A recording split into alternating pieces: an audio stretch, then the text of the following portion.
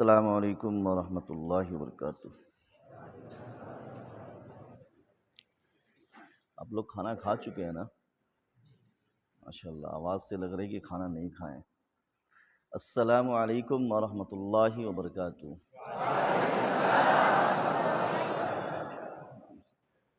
الحمد للہ رب العالمین والصلاة والسلام علی سید المرسلین والعاقبۃ للمتقین، اما بعد۔ سنن ابن ماجہ حدیث نمبر 247۔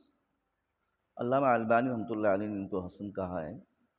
حضرت ابو سعید خدری رضی اللہ عنہ کہتے ہیں کہ اللہ کے نبی صلی اللہ علیہ وسلم نے فرمایا کہ عنقریب تمہارے پاس کچھ لوگ علم حاصل کرنے کے لیے آئیں گے، جس طرح سے ہم اور آپ علم حاصل کرنے کے لیے آئے ہیں۔ یہاں کیا کرنے آئے ہیں؟ علم حاصل کرنے کے لیے۔ تو اللہ کے نبی صلی اللہ علیہ وسلم فرماتے ہیں کہ میری وصیت کے مطابق انہیں مرحبا، خوش آمدید کہنا۔ کیا کہا اللہ کے نبی نے؟ مرحبا، خوش آمدید کہنا۔ کیوں کہ یہ میری وصیت ہے ان کو جو علم حاصل سیکھنے کے لیے آتے ہیں، جو قرآن کی احادیث کی تعلیم جاننے کے لیے آتے ہیں۔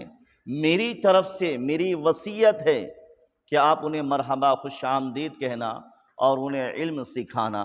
اسی حدیث کے مصداق سے میں آپ سب کا مرحبا اور خوش آمدید پیش کرتا ہوں۔ سامعین کرام، ابھی آپ حضرات جس دور سے گزر رہے ہیں، الحمدللہ اسی دور سے ہم بھی گزرے ہوئے ہیں۔ طالب علم کا زمانہ اور ابھی بھی طالب علم کا ہی زمانہ ہے۔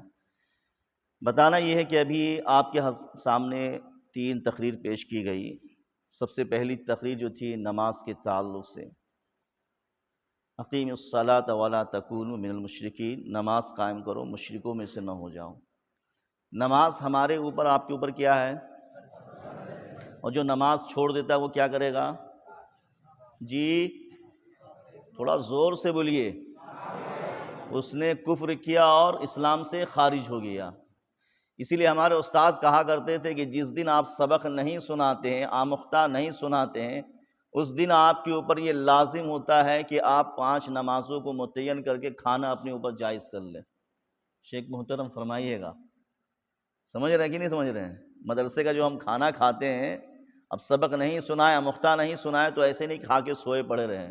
کم از کم نماز پڑھ کر کے یہ حق ادا کر دیں کہ وہ کھانا ہمارے لیے جائز ہو جائے۔ تو سب سے پہلی چیز کہ نماز کسی بھی حال میں نہیں چھوڑنا ہے۔ دوسری تقریر میں یہ پیش آئی کہ ایک مسلمان کے اوپر دوسرے مسلمان کے 6 حقوق ہیں۔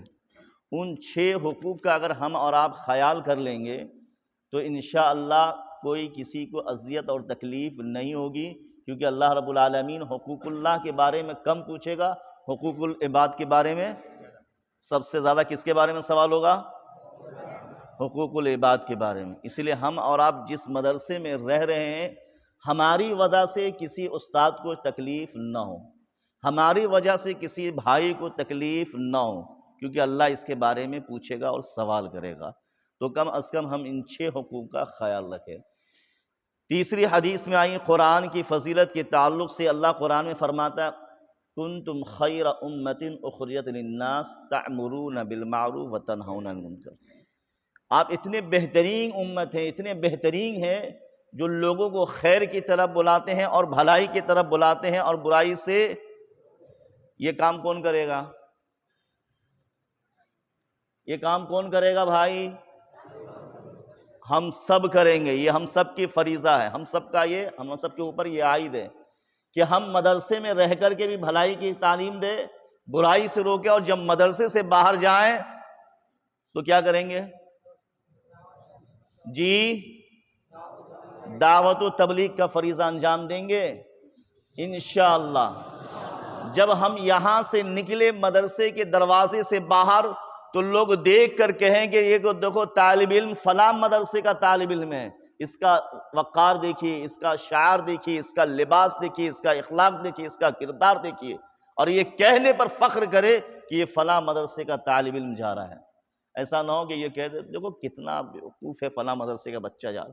استاد کی بدنامی، مدرسے کی بدنامی اور پھر اپنی بھی بدنامی نہیں ہونی چاہیے۔ ہونی چاہیے؟ اسی لیے کہ ہمیں اپنا شعار ایسا بنانا ہے، ہمارا بال ایسا ہو کہ لگے کہ طالب علم ہے، ہمارے سر پر ٹوپی ایسا ہو کہ لگے طالب علم ہے، ہمارا لباس ایسا ہو کہ لوگ کہہ دیں کہ واقعی میں یہ دکھنے سے لگ رہا ہے یہ مدرسے کا بچہ ہے۔ سمجھ رہے کہ نہیں؟ کیونکہ ہم بھی اسی مدرسے سے نکلے ہیں۔ اور آگے اللہ فرماتا ہے کنتم خیر امۃ اخرجت للناس، تو یہ ہو گیا اللہ کے نبی صلی اللہ علیہ وسلم نے فرمایا خیرکم من تعلم القرآن وعلمہ۔ کون بہتر ہے؟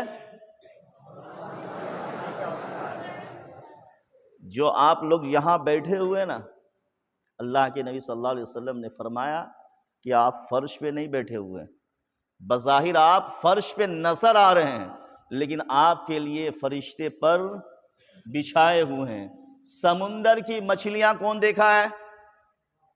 کون دیکھا سمندر کی مچھلیاں؟ دیکھا ہے کسی نے؟ وہ آپ کے لیے کیا کرتی ہیں؟ کتنے خوش نصیب ہیں آپ، جس کو ہم اور آپ دیکھے نہیں ہیں وہ آپ کے لیے دعائیں کرتے ہیں۔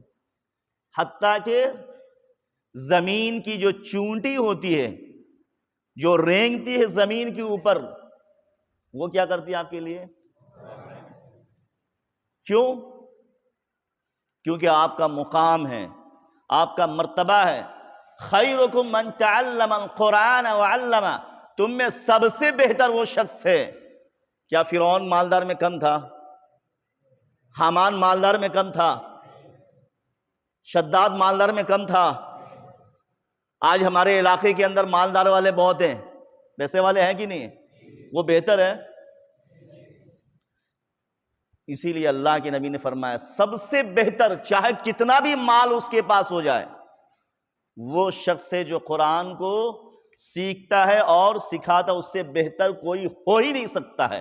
چاہے وہ کتنا بڑا بھی مالدار ہو جائے، یا دولت قضا والا ہو جائے، یا شہرت والا ہو جائے، یا عزت والا ہو جائے، اس سے بہتر نہیں ہو سکتا ہے جو طالب علم ہے، جو قرآن کو سیکھتا ہے اور سکھاتا ہے۔ اسی لیے میرے بھائیوں، میرے ساتھی اور میرے عزیز، جب میں مدرسے میں حفظ کر رہا تھا 1995 میں، تو ہمارے دو ساتھیوں میں کمپٹیشن ہوتا تھا ہمیشہ۔ اگر وہ اس نے ایک صفحہ حفظ سنایا ہے تو میں کوشش کروں گا ایک صفحہ سنانے کی 1.5 صفحہ کی، اگر میں نے ایک سنایا تو وہ کوشش کرے گا 2، اور اس چکر میں عصر کے بعد کھیلنا بند۔ کہاں بھائی تم مسجد کے کونے میں گھس جاتے، کبھی مینارے کے سائڈ میں چلے جاتے، قرآن لے کے بیٹھ جائے، وہ دیکھنا نہیں چاہیے اس کو، اگر وہ دیکھ لے گا تو وہ بھی بیٹھ جائے گا۔ کیونکہ قرآن پڑھنے میں کیا کرنا چاہیے؟ رش کرنا جائز ہے۔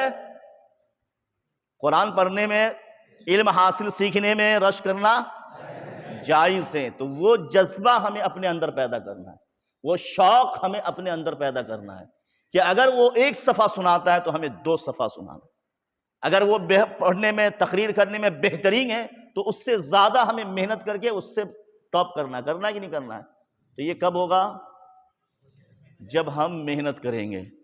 تو میرے عزیزوں، سب سے پہلا کام مدرسے میں اگر آپ ہیں تو نماز کی پابندی، استاد کا احترام، عزت، مدرسے کے اندر جو کتاب رکھے ہوئے اس کا احترام، عزت، مسجد میں بیٹھے ہوئے اس کا ادب احترام ضروری ہے۔